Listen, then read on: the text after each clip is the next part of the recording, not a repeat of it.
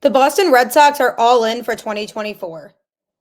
The message that's now being sent after the recent firings of Carlos Febles and Dave Bush will tell you that the Boston Red Sox want to compete for a World Series spot in the upcoming season.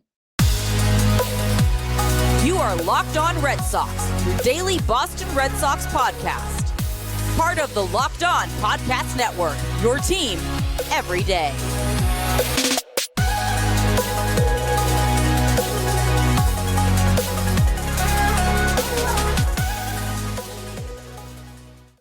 Hello and welcome to Locked On Red Sox, part of the Locked On Podcast Network, your team every day. I'm your host, Gabby, former ESPN social media associate, as well as current host of the Boston Balling podcast, here to bring you the latest in all things Boston Red Sox, Monday through Friday, straight to your favorite podcast feed. If you're looking for a show where your emotions are completely matched, this is the show for you. Welcome to another episode of Locked On Red Sox. Today's episode is brought to you by Jase Medical. Empower yourself when you purchase a Jase case, providing you with a personal supply of 5 antibiotics that treat 50 plus infections. Get yours today at jasemedical.com. That's JASE medical.com. I mean, certainly you might have needed some antibiotics to help treat the stress level that the Boston Red Sox put you through in 2023, as did I myself. And what an up and down season it really was. But it's time to turn the page. It's a new chapter. And breaking news came out of Boston on Monday that they have let go of pitching coach Dave Bush and third base coach Carlos Febles. I mean, when you sit here and wonder what the Red Sox are trying to accomplish in 2024 and how much they actually believe in the team and making them a contender, this is a big move. Dave Bush, I'm sure, was an emotional departure for the Boston Red Sox. He was hired in October 2019 to manage the pitching staff. He held the role during Ron Renicki's year as an interim manager and then just remained on staff after that when the Red Sox rehired Alex Cora during the offseason between the 2020 and 2021 seasons. So I'm sure there were a lot of people in the Red Sox organization who found this to be a tough move, but it had to happen. The Red Sox have just been a below average run prevention team over the past 4 seasons. They ranked 23rd in ERA during that stretch and finished 21st this year, allowing 4.51 earned runs per game. Granted, there's a lot of factors that go into that, but they were about a middle of the pack group from a strikeout and walk perspective. They were 14th with a 23.1% strikeout percentage and 10th in walks, surrendering free passes at about an 8.1% rate. Brian Bayo showed a lot of potential in his first season on the mound. Nick Pivetta, once he moved to the bullpen, was almost like a new and improved player. But if you think about it, the starting rotation all season long had its struggles. Corey Kluber, James Paxton, Tanner Houck, Chris Sale all went down with injuries at some part of the season. And then there's Garrett Whitlock, who has been trying to move successfully from the bullpen to the starting rotation, and it hasn't worked out for the Red Sox as well as they would hope. Cutter Crawford definitely has some potential, but still has work to do if he wants to be a true starter moving forward. When you take a look at the pitching staff that the Red Sox have had, the arms that they've brought in haven't always been the types of arms that can put them in a situation to succeed. If you think about, why they thought it would be a good idea to bring in Corey Kluber in the first place when he just can't stay healthy anymore and is really showing that his career is deteriorating day by day.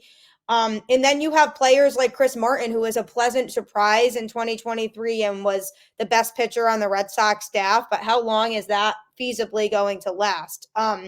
James Paxton missed most of the year with an injury, and the Red Sox, to me, didn't do enough to bring in solid starting pitching to help out with these issues. So that is another issue with the pitching itself. However, the pitching coach goes hand in hand with what the pitching staff does. And from my viewpoint of what I've seen from Dave Bush over the last few seasons, that generally speaking has been the biggest issue for this Red Sox team since about 2019. There's been blatant holes, and every time you look at the Boston Red Sox and try to figure out what went wrong with them or what the missing piece is, most of the time it was pitching.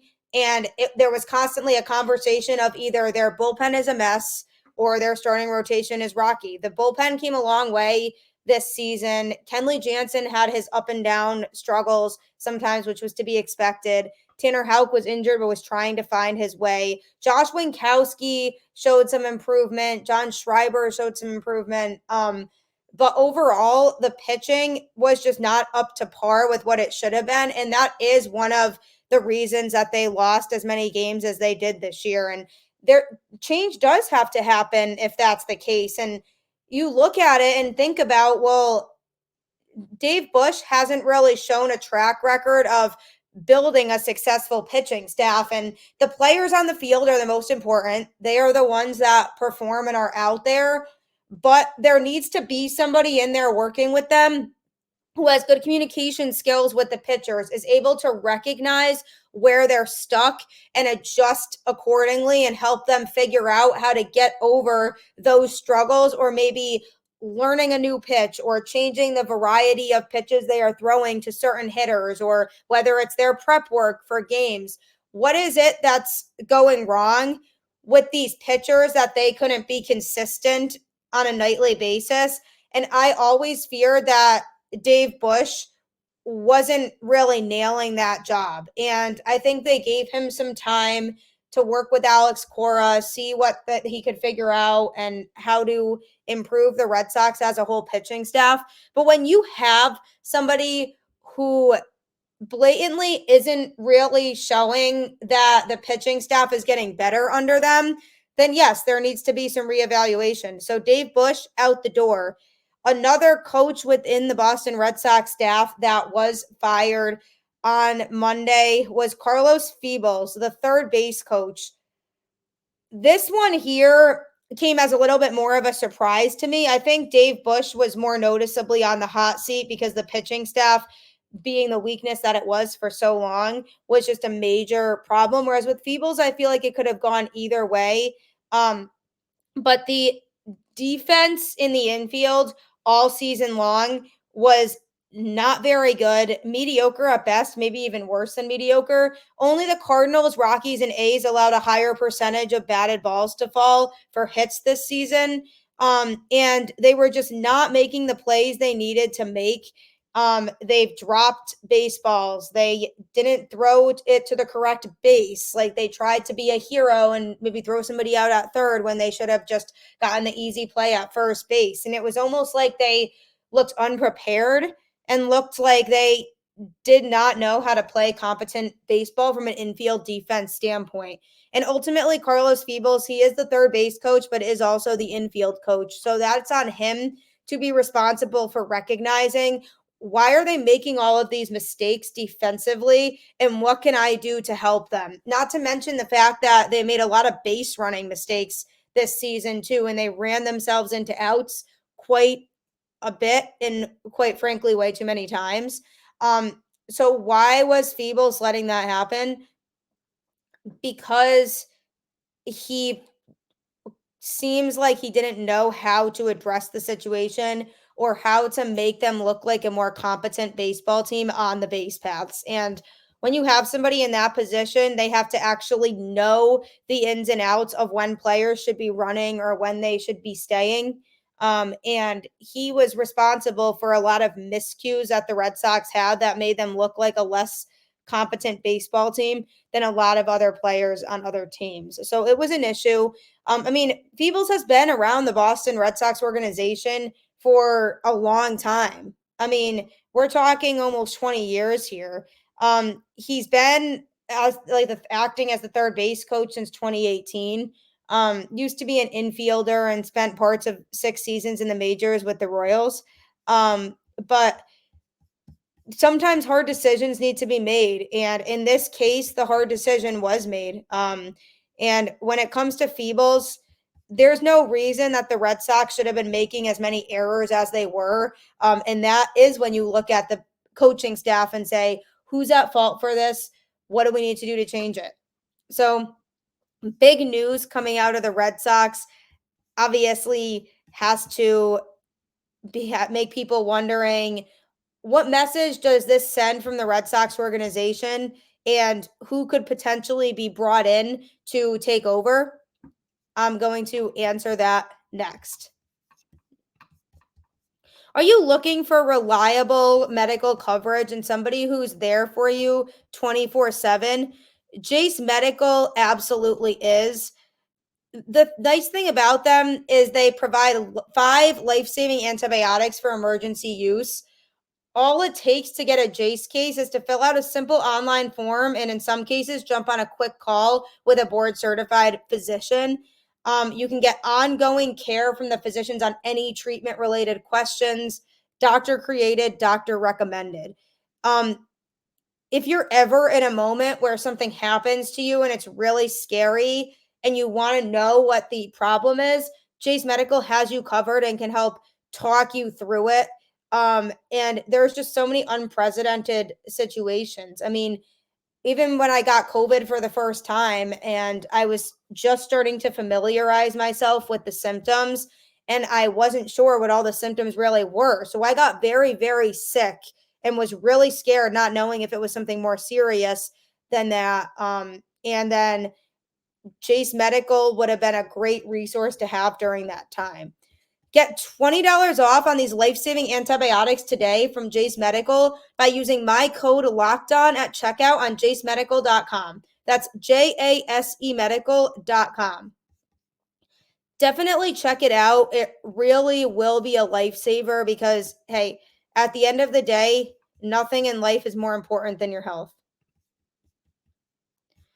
Nothing in life is more important than our health, but what's important for the 2024 Boston Red Sox is starting off on a positive note and having the team be put in the best possible position to succeed. And that starts with the coaching staff. The Red Sox fired third base coach Carlos Febles and pitching coach Dave Bush on Monday. Did it come as a surprise to me? Not fully, especially with Bush. I saw that one coming because he had not shown a lot of growth or improvement from 2019 to now. The pitching was still a massive problem for the Boston Red Sox in some capacity the last few years. And it was really a disappointment because they always had the offense that could take them places. They just didn't have the pitching to really go along with it. So by firing these coaches, what message does that actually send to us as fans and just the Boston Red Sox community? To me, it shows that the Red Sox are serious about being a different team in 2024.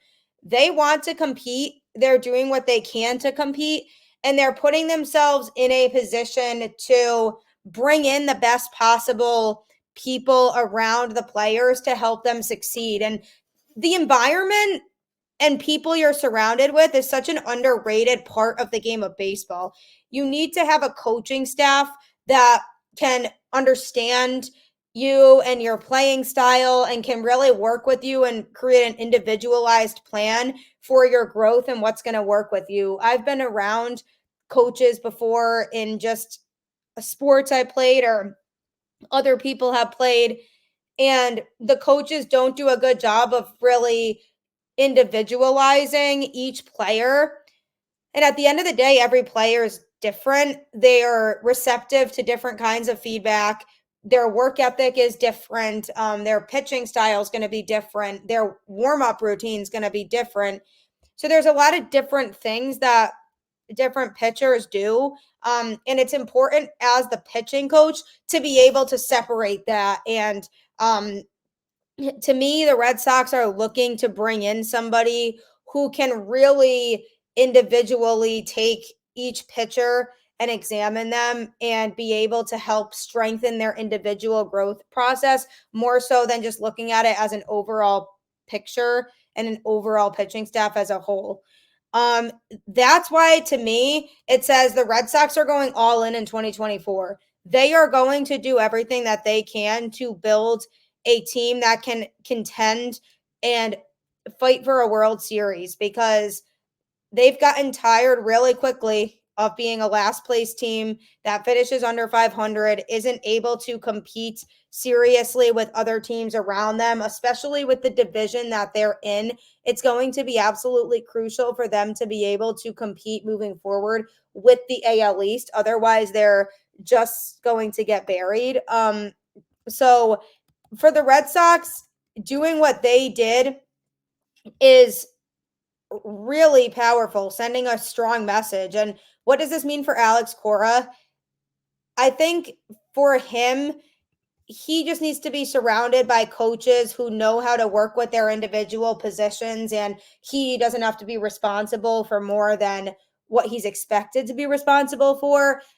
I do wonder if he had a pull in letting these guys go, because he seems to have a pretty big influence within the Red Sox front office. So I'm almost inclined to wonder how much of this situation did Alex Cora influence, because he is a knowledgeable baseball guy, but he is also the on-field manager, and his job should be to manage and not influence front office related decisions. And hiring the coaching staff is a front office decision. And I get he needs to be compatible with the rest of his coaching staff and be able to work well with them and see their strengths and how they can bring it to helping the players that they're supposed to be helping. But at the end of the day, he doesn't understand as much the business side and the logistics behind hiring somebody. So in my opinion, the Red Sox should not be relying on him to give input or have a huge say in the game of who comes in to replace these guys. The fact that they had already let Bloom go about a month ago, and now they're reacting this way, and, parting ways with coaches who have been around the organization for a while sends a huge message that they want to switch the narrative for the fans who believed that they stopped caring, the ownership group stopped caring, and tell people we are in this and we want to win. So the message the Boston Red Sox are sending by letting these guys go is we are back in win now mode, and we're going to buckle down and do what we can to make that happen. Who will come in to replace Bush and Febles? I think there's so many options that's up in the air. I wonder if they'll just look within the organization and maybe promote somebody who coaches down at the AAA level, maybe the pitching coach at the AAA level, and give him an opportunity to come up and really work with the pitchers here, or if they'll find somebody who is from outside the organization that has a history of success working with pitchers. There are so many different people around the league that I'm sure the Red Sox will be speaking to. But either way, their primary goal when talking to these guys is going to have to be what level of success have you shown? Can you provide proof that you've coached a team that is prepared, doesn't make all kinds of crazy mistakes during games, and can be a reliable overall pitching staff? And what are you doing to make that happen? So this needs to be just similar to the GM search, an extensive search where they're looking for somebody who can really provide that type of value for both of those positions. But the Red Sox want to compete now, and they will be a competitive team in 2024.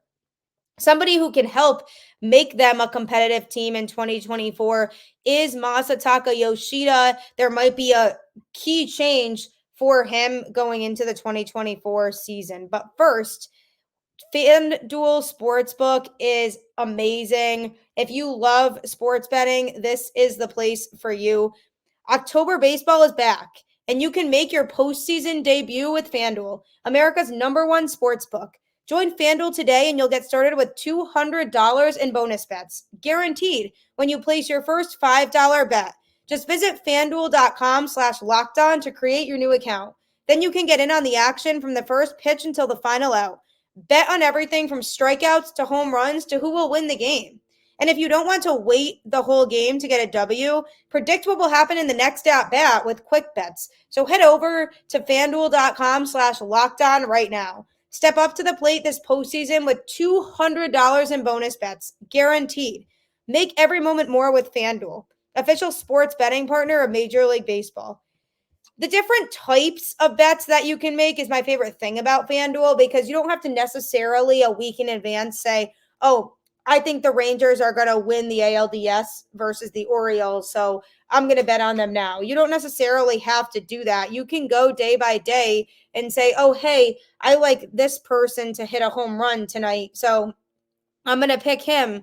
I think Ronald Acuna Jr. is likely to steal a base tonight. I mean, very, very fair one to choose. So you can go in and make those day by day decisions. That's what I love about FanDuel. And you should check it out for sure, because you won't be disappointed. You also won't be disappointed in SiriusXM, because that app has you covered for all Boston Red Sox games. So you don't have to miss a single pitch of Red Sox baseball in 2024. And I promise you, you won't want to do that. They will have a much better season in 2024. And the fact that they fired two of their coaches, and it has Red Sox Twitter absolutely buzzing right now in a good way, because they are excited. It was a much needed change, and the Red Sox are making them. They know what they need and what's going to make them better and what wasn't making them better. And they're making the moves to make that happen. So they are in a spot now where I am excited to see what they do with the rest of the offseason, because they are due for a big offseason. And somebody who's due for a big season in 2024 is Masataka Yoshida. The Red Sox signed him to a multi-year deal heading into this season from Japan. He had played a lot in the Japanese league, but I wasn't sure how his skills were going to translate over to playing baseball here. He hit to a 289 batting average in 2023 with 72 RBIs, 8 stolen bases, and a 338 on base percentage with a 445 slugging. That's a pretty solid year. 15 home runs. That's a little bit low. When they originally signed him, people thought he was a power hitter, but he was getting some home runs, getting some balls out of the park, but he was also trying to hit for contact and really see what he could do. And for a period of time, the problem I had was pitchers were starting to figure him out, or so it seemed. It seemed like he could only hit fastballs, and anything else he could not really get his hands on an off-speed pitch. And that's where I was hoping the hitting coach, Pete Fatse, could step in and work with him and try to adjust his plate appearance, but that didn't seem to happen. I mean, he broke through it. He tried to find a way to get himself on base and string together those hits, but it was tough to watch for a while, because he was struggling to what really seemed like he wasn't going to be able to figure it out. And I said, wow, is this all that he has? And have pitchers figured him out too much to the point where he's not going to be able to be successful for Boston anymore? But one thing that was announced on Monday that might make a difference is that the Red Sox right now are working to hire a new translator for him. The team kind of felt like the communication between Yoshida and the coaching staff could have been a little bit better in 2023. That alone can make a difference. I mean, if it's the right person, they'll help him to feel more comfortable with the communication with the coaching staff. And I'm inclined to believe that that played a role in his midseason scuffle of not really being able to find himself at the plate. Because if I'm Yoshida, looking at the situation and saying, I don't like all these messages that I'm getting. What do they want me to do? What do they not want me to do? There's always going to be pieces of the puzzle that we don't know. But there could have easily been some miscommunication between him the translator and the Boston Red Sox, and they might not have all been on the same page about his wants and needs. And when you're coming into the league as a new player, you're in your rookie season trying to prove yourself at this level, after he had been playing overseas and not, um, you know, seeing major league pitching in the US. It has to be nerve wracking for a player to do that. It's a complete change, adjusting, where he's living, moving to a completely new place, not really being around a lot of other players who can communicate in the same language as him, and having somebody there who's a translator that you're basically relying on to be your voice among your coaching staff and teammates, that can definitely be a lot. And when Yoshida first got here, I remember having this conversation on Twitter and saying, we need to give him some time, because circumstantially, just as a human being, there's a lot he has to adjust to. Like, what if you were trying to start a new job or something like that, and it was way in a different country, or even across the country? If you're an East Coast person like myself, but you're starting a job on the West Coast, you don't know anybody. You need to adjust because it's different from what you're used to. So you have to learn your role, and you are relying on this one person to be your thoughts and communicate on behalf of you with your team. That's got to be a struggle. And because of all of those circumstances alone, I'm giving him leeway in terms of the season he had, because he by no means put together a bad season. Defensively, he still needs a lot of work, but offensively, I was pretty pleased overall with what I saw from him at the plate. And I saw glimpses of why the Red Sox signed him and were willing to take that chance on him. I think getting a new translator in there to really be his voice between him and the Red Sox could further put everybody on the same page. And to me, being on the same page is what's important. If I'm the Red Sox, I want to know that we're doing what we can to set him up in the best position to succeed. And when he struggles, how do we get him back on track? What strategies do we use to make sure that he's performing at his full potential? Or what do we do to kind of fix his plate approach if we're finding that there are certain pitches that he's struggling with more than others and can't really make contact with? What do we do on our end to adjust that and really see, hey, we have this guy with so much potential, but he's struggling to hit, the curveball. So what strategies do we have to use to make that better for him? Having a translator who can actually connect with him and understands his wants and needs, and then relay that back to the Red Sox in the most effective way, is going to be a key. That could be a game changer for Yoshida in terms of the way that he plays, because I know for me, environment is huge for me. Just think of any work environment. The environment you're in can make or break your performance in that job. And I've been in jobs in the past where the people around me were not the best. And so it kind of ruined my experience in the job. And it, as a result, had my performance decrease because of that too. So think about it just like that. Anytime you're in a situation where you might not be as comfortable, or you feel like not all of your thoughts are being communicated, it could be easy to be stressed out about that. So, if I'm the Red Sox, if I'm Sam Kennedy, if I'm Alex Cora, I'm looking into this situation and hoping that I can find somebody who could be the best fit to relay the messages on both sides, because the Red Sox are obviously going to have their thoughts on things and say, hey, oh, we would really like to see Masa improve in this area, or we want Masa to DH the next couple days and take a break from the outfield because, we feel like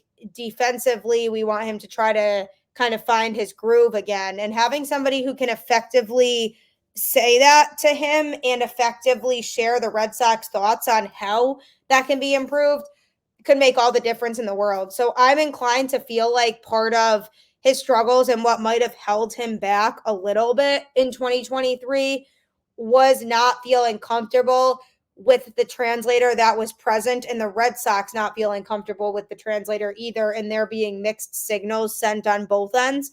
So let's just resolve that issue, get somebody in there who can really be communicative and effective for both parties involved, and then he can continue to just grow as a baseball player. Don't forget, as you're listening, to download the SiriusXM app and search Red Sox, because you can get the home broadcast of every game so you don't have to miss a single pitch. And again, so much breaking news with these firings that I see the tide turning. I see the Red Sox sending a message that, hey, we want to make some changes and we're serious about these changes, and it's going to start at the top and make its way down. So we are in for a fun off season. So make sure to keep tuning into the show, because I will have you covered with the analysis of all of these moves that the Red Sox do make. Also, don't forget to tune into tomorrow's episode. I had said I was going to be grading everybody on the Red Sox pitching staff today. Obviously, there was some more important news that came out that needed to be discussed instead. But tune in to tomorrow's episode where I will be doing that. Take care. Keep the faith as always. Let's go Red Sox, and I will catch you on the flip side.